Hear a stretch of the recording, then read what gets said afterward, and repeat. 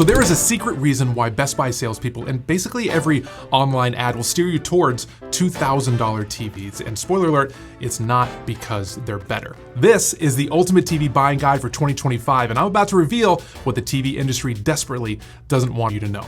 You can get flagship performance for under $600. I hate to be the one to tell you, but you have been getting overcharged for years.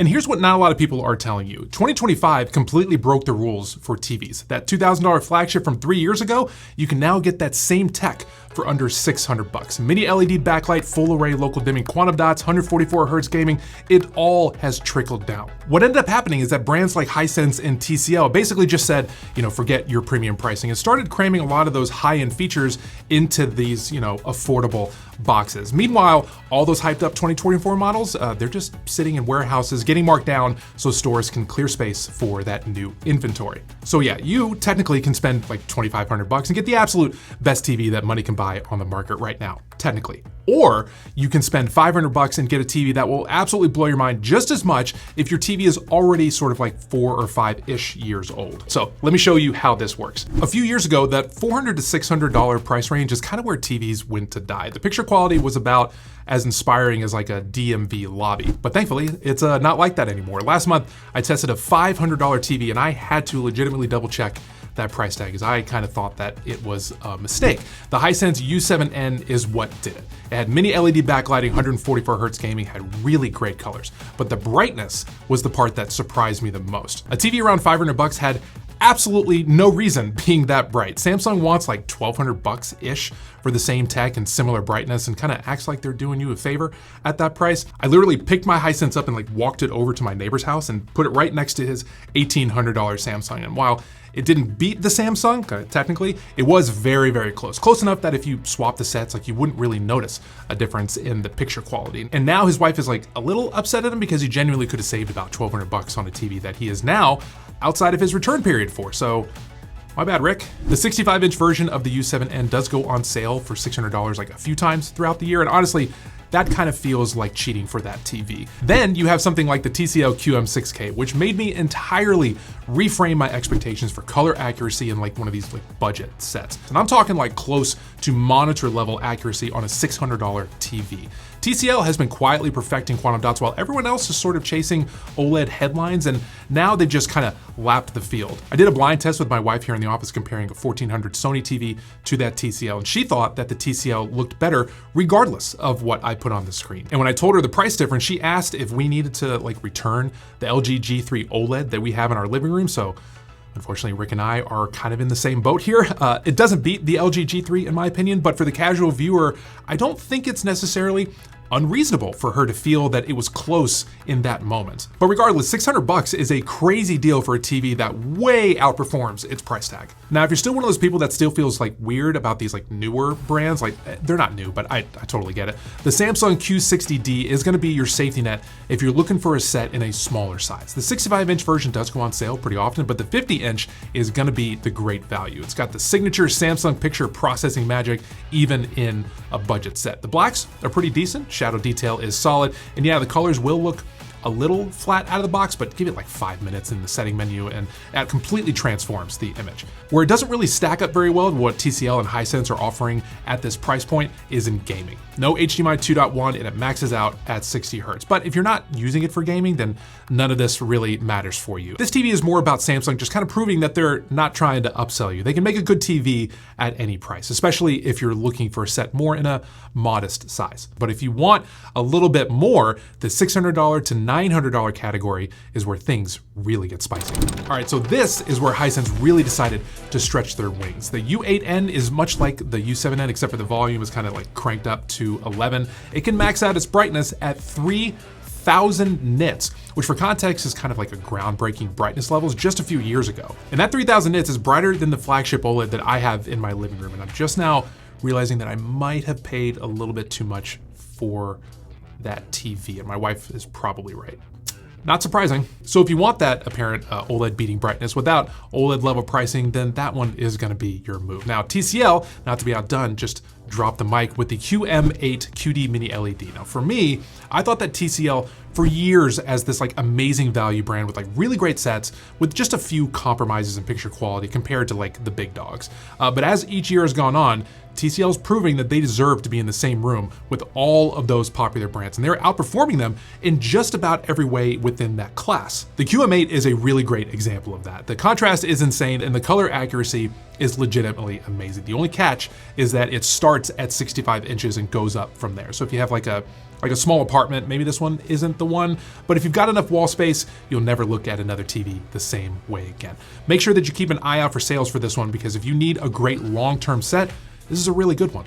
And for the more brand loyal crowd, the Samsung QN90F is what Neo QLED was always meant to be. You get mini LED backlighting, you've got the quantum dots, all the gaming features, and an anti-reflective coating that actually does something. Now it does cost more than the Hisense or TCL, but like Samsung software support and polish might be worth the extra coin for you. It's like the safest premium buy in that category. So it kind of comes down to like, do you want to pay more for the name or do you want to roll the dice on an insane value? Honestly, there really isn't a bad choice. You're not really taking the risk that you used to with these like value brand sets anymore. No matter what, you're going to be walking away with a really fantastic TV. Now, if you're the kind of person who loves watching movies in a dark room and notices color banding in Netflix originals, then you're probably going to be leaning towards OLED anyway. And yeah, OLED still has some tricks that LCD simply can't match. You got perfect blacks, infinite contrast, no blooming, and wide viewing angles. And while I do love the more like budget sets that I just mentioned, there is a reason why I chose OLED as my main set. If you are buying today, the LG C4 is probably the one that most people should be looking at. It's technically a 2024 model, but it's widely available and way cheaper now than what it was at launch. You can get top tier HDR performance, perfect blacks, 144 Hz gaming on all 4 of the HDMI ports, and the picture quality completely outclasses everything that we've talked about so far. The 65-inch usually runs about $1,400 now, down from about $2,400 at the launch. The LG C5 does exist, and it's like technically better, like technically by a little, I guess, but there's nothing really overtly meaningful about the upgrade from the C4 to the C5 that most people will notice. TV enthusiasts will notice it, but most people won't.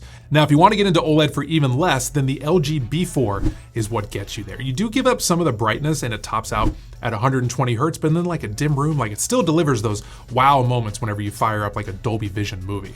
They come in at around $1,000, and if you're not competitively gaming or you're not watching it in like a super bright room, then the B4 is going to be all that you need. However, Samsung's S90F adds a little twist into the mix. It is a QD OLED, which means that it combines things like the OLED blacks with the quantum dots for that like kind of extra color punch and detail. It also has one of the best anti-glare coatings on the market, which makes it a legit pick for living rooms. But just a heads up, only the bigger sizes use the QD OLED panels. The smaller ones use regular OLED, so make sure that you are double checking the specs before you click buy. Samsung's naming scheme is designed to confuse you, and they'll use the same model number for completely different panel types depending on the size and the region. So when it comes to Samsung, please always verify what you're actually getting when it comes to each one. But in saying all that, here is the brutally honest truth about OLED. They are undeniably amazing. TV nerds like myself love them, reviewers love them, marketing teams, of course, are gonna love them. But if you stack them side by side with like a really good mini LED, then the value calculus kind of gets a little murky. Most people are going to look at a brighter TV with brighter and more vibrant colors and look at it and go, yep, that's the one that looks the best almost every single time. They're not going to like be like ooh and ah at like the black levels and the contrast, like the color detail and the shadows that like TV enthusiasts will do. If you watch like maybe like a 4K Blu-ray movie in a completely black room, then I think that they'll see the advantages of OLED. But watching Netflix or YouTube with like the lights on in the daytime, the vast majority of people are not going to notice the difference. When it comes to TVs, perfection is really expensive, but most people just want good enough, and that good enough in 2025 is now some version of great.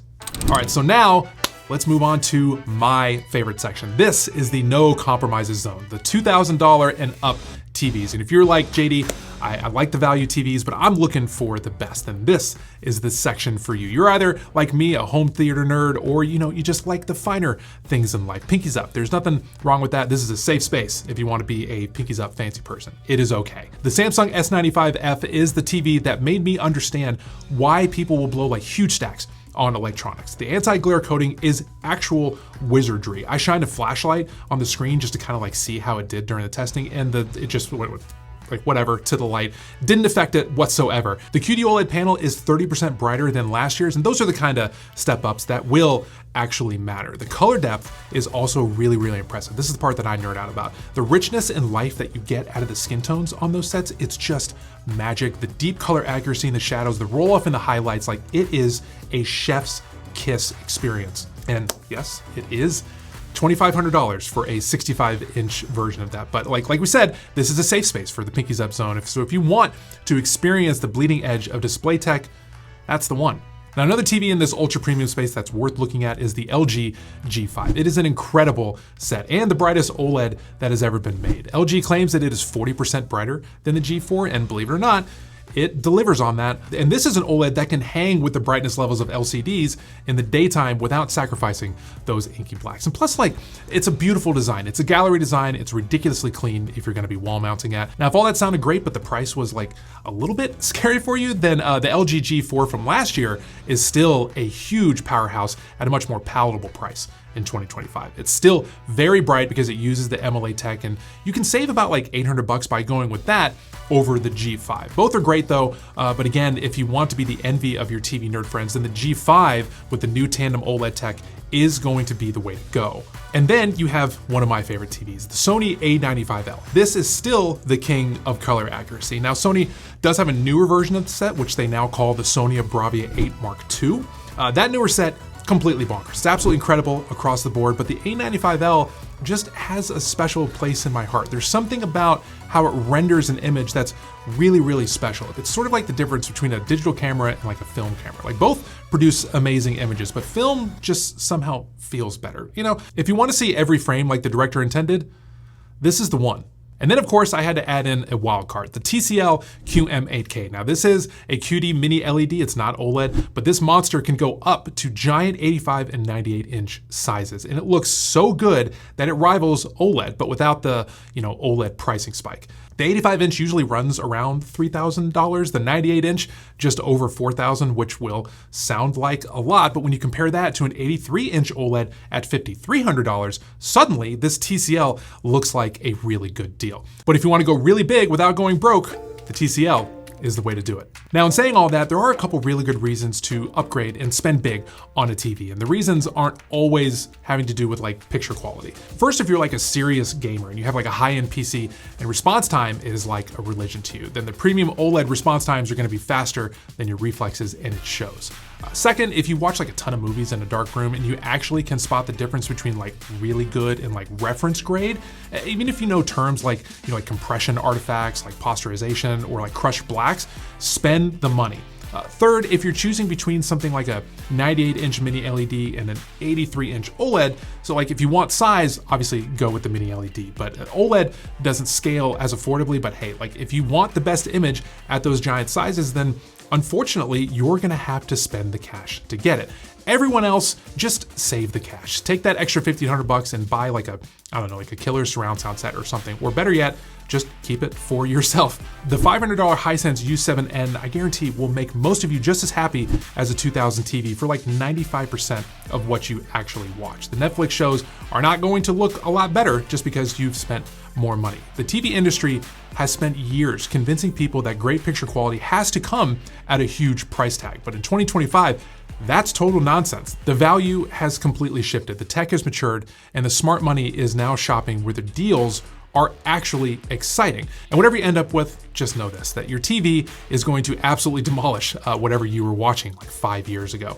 The difference now is that you now don't have to break the bank just to get there. The playing field has completely been leveled, and now it's just about finding the right fit for your space and your budget. All right, so if I just saved you from blowing $2,000 on a way too expensive TV, then do me a favor, throw me a like, and while you're down there, hit that subscribe button. I'd also be really interested to hear in the comments which TV you're thinking about getting, or maybe just what you have, and in general, kind of what you think of my list of recommendations. But as always, thank you so much for watching, and I'll see you in the next one.